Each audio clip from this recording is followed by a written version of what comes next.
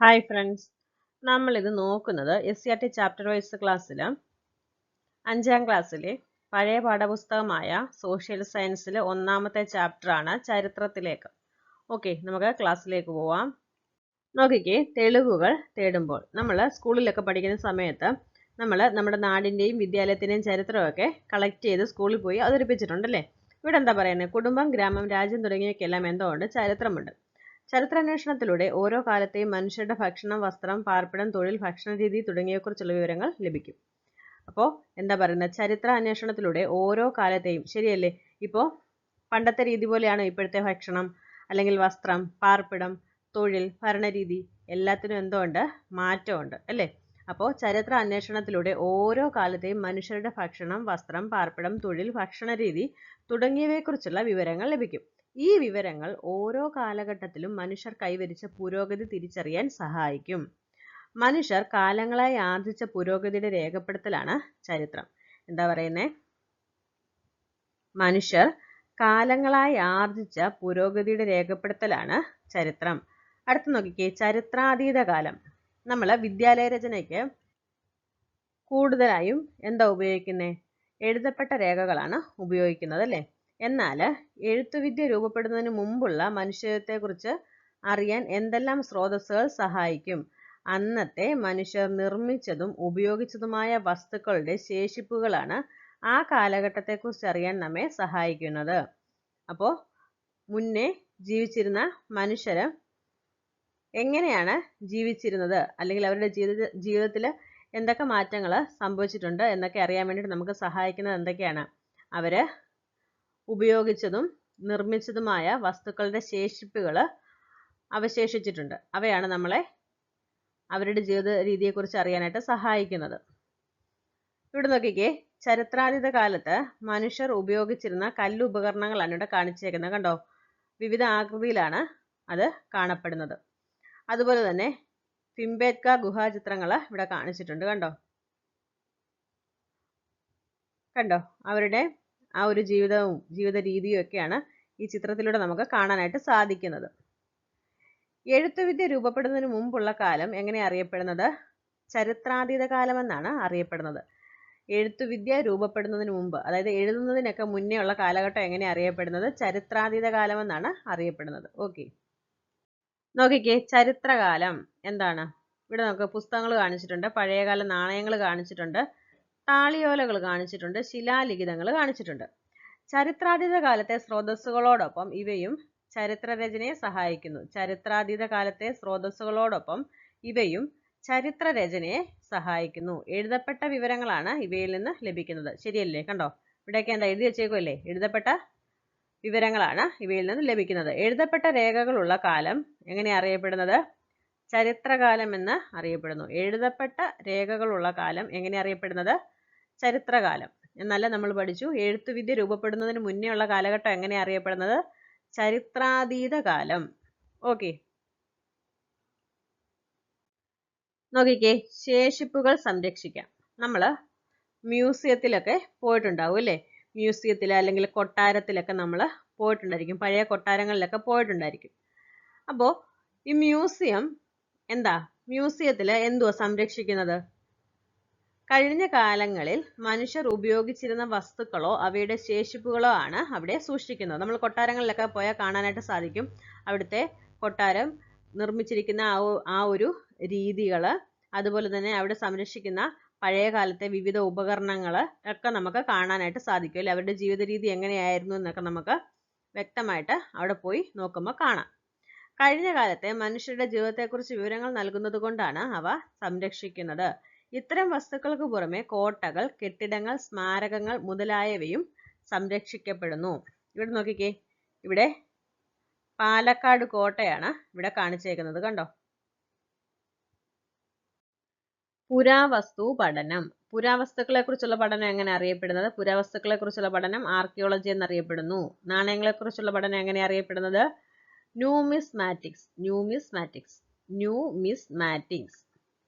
ലിഖിതങ്ങളെ കുറിച്ചുള്ള പഠനം എങ്ങനെ അറിയപ്പെടുന്നത്? എപ്പിഗ്രാഫി.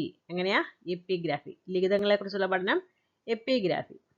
പുരാവസ്തു ശാസ്ത്രജ്ഞർ കണ്ടെടുക്കുന്ന വിവിധ തരം തെളിവുകളെ ശാസ്ത്രീയമായ പഠനങ്ങൾക്ക് വിധേയമാക്കുന്നു. കാർബൺ 14 പരിശോധന, തെർമോലൂമിനിസെൻസ്, ഫ്ലൂറിൻ ടെസ്റ്റ് തുടങ്ങിയവ ഇത്തരത്തിലുള്ള ശാസ്ത്രീയ പരിശോധനാ രീതികളാണ്. ഇനി നോക്കിക്കേ, ഇന്ത്യയിൽ പുരാവസ്തു പഠനങ്ങൾക്ക് നേതൃത്വം നൽകുന്നതും സ്മാരകങ്ങൾ സംരക്ഷിക്കുന്നതും ആർക്കിയോളജിക്കൽ സർവേ ഓഫ് ഇന്ത്യയാണ്. എന്താ പറയുന്നേ? ഇന്ത്യയിൽ പുരാവസ്തു പഠനങ്ങൾക്ക് നേതൃത്വം നൽകുന്നതും സ്മാരകങ്ങൾ സംരക്ഷിക്കുന്നതും ആരാണ്? ആർക്കിയോളജിക്കൽ സർവേ ഓഫ് ഇന്ത്യയാണ്. ഓക്കെ. പ്രാചീന കേരളത്തിൽ നിലനിന്നിരുന്ന ശവസംസ്കാര സമ്പ്രദായങ്ങളുമായി ബന്ധപ്പെട്ട സ്മാരകങ്ങളുടെ ചിത്രങ്ങളാണ് ഇവിടെ കാണിച്ചേക്കുന്നത്. നോക്കിക്കേ, ഒന്നാമത്തേത് കണ്ടോ? ചിത്രം നോക്കിക്കേ, കണ്ടിട്ട് എങ്ങനെയാ തോന്നുന്നേ? കുട പോലെ ഉണ്ടല്ലേ, ഒരു കൂണ് പോലെ നമുക്ക് തോന്നുന്നുണ്ട്. അപ്പോൾ ഇതിന് പറയുന്ന പേരെന്താണ്? കുടക്കല്ലുകൾ എന്നാണ്. 2 2.5 മീറ്റർ ഉയരമുള്ള പരന്ന കല്ലുകൾ അല്പം ചായിച്ച് പിരമിഡിന്റെ ആകൃതിയിൽ നിർത്തി അവയ്ക്ക് മീതെ വൃത്താകാരത്തിലുള്ള വലിയ കൂമ്പാരക്കല്ല് വെച്ചാണ് കുടക്കല്ലുകൾ നിർമ്മിക്കുന്നത്. ഇവയ്ക്ക് കുടയുടെ ആകൃതി ഉള്ളതുകൊണ്ടാണ് കുടക്കല്ലുകൾ എന്ന് വിളിക്കുന്നത്. അടുത്ത നോക്കിക്കേ, മുനിയറകൾ. മുനിയറകൾക്ക് മേശയുടെ ആകൃതിയാണ്. കുത്തനെ നാട്ടിയ കൽപ്പാളിയാണ് മുഖ്യഭാഗം. ഇവയ്ക്ക് മുകളിൽ ഒരു കൽപ്പാളി ഉണ്ടാകും. ഈ കൽപ്പാളികൾ ചേർത്ത് വയ്ക്കുമ്പോൾ അവയ്ക്കുള്ളിൽ ചതുരാകൃതിയിൽ ഒരു അറ രൂപപ്പെടും. ചില പ്രദേശങ്ങളിൽ ചെങ്കൽ അറകൾക്കും മുനിയറകൾ എന്ന് പറയാറുണ്ട്. അടുത്ത നോക്കിയേ, നന്നങ്ങാടികൾ. മരിച്ചവരുടെ ഭൗതിക അവശിഷ്ടങ്ങൾ അടക്കം ചെയ്തിരുന്ന വലിയ കളിമൺ പാത്രങ്ങളാണ് നന്നങ്ങാടികൾ. തീയിൽ ചുട്ടെടുത്ത ഇത്തരം കളിമൺ ഭരണികൾക്ക് മുതുമക്കത്താഴികൾ എന്ന് പേരുണ്ട്. മൂടി ഉണ്ടായിരിക്കും. മൂടിയുടെ നടുവിൽ ഒരു ചെറിയ ദ്വാരം കാണും. നന്നങ്ങാടികളിൽ ചിലതിന് 100-ലേറെ ലിറ്റർ വെള്ളം നിറയ്ക്കാവുന്നത്ര വലുപ്പം ഉണ്ടായിരിക്കും. ഓക്കെ, നോക്കിക്കേ, ഇവിടെ കാണുന്ന ചിത്രങ്ങൾ കണ്ടോ? മുൻകാലത്ത് നമ്മുടെ നാട്ടിൽ ഉപയോഗിച്ചിരുന്ന ചില വസ്തുക്കളാണ്. ഏതൊക്കെയാണ്? ഇത് കലപ്പയാണ്, കിണ്ടി, വിശറി, ഇത് ജലചക്രമല്ലേ, പിന്നെന്താണ്? റാന്തല് കാണിച്ചിട്ടുണ്ട്. നമുക്ക് ചുറ്റും ധാരാളം ചരിത്രശേഷിപ്പുകളുണ്ട്. അപ്പോൾ ഇവയൊക്കെ ഇന്ന് മ്യൂസിയങ്ങളിൽ സംരക്ഷിക്കുന്നുണ്ടല്ലേ? ഓക്കെ, ശരി.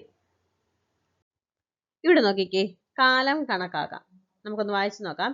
ഇന്ത്യക്ക് സ്വാതന്ത്ര്യം കിട്ടിയത് എന്നാണ്? 1947-ലാണ്. അതുപോലെ തന്നെ കേരള സംസ്ഥാനം നിലവിൽ വന്നതെന്നാണ്? 1956-ലാണ്. ഇവിടെ എന്താ ചോദിച്ചേക്കുന്നത്?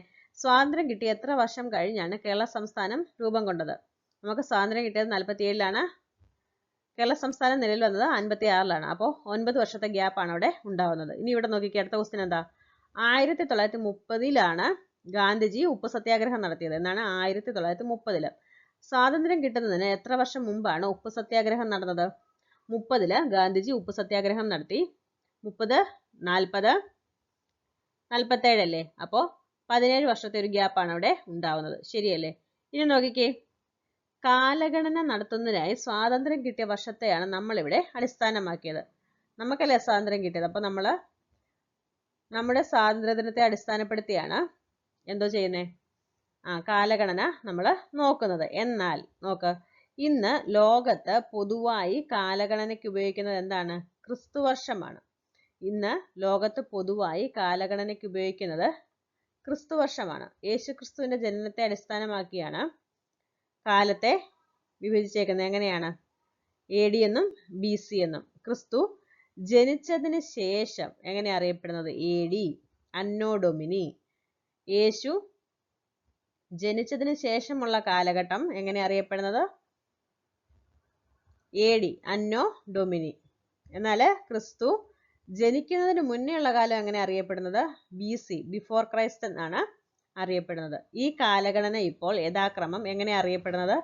CE, കോമൺ ഇറ എന്നും BC, ബിഫോർ കോമൺ ഇറ എന്നും ഉപയോഗിക്കുന്നുണ്ട്.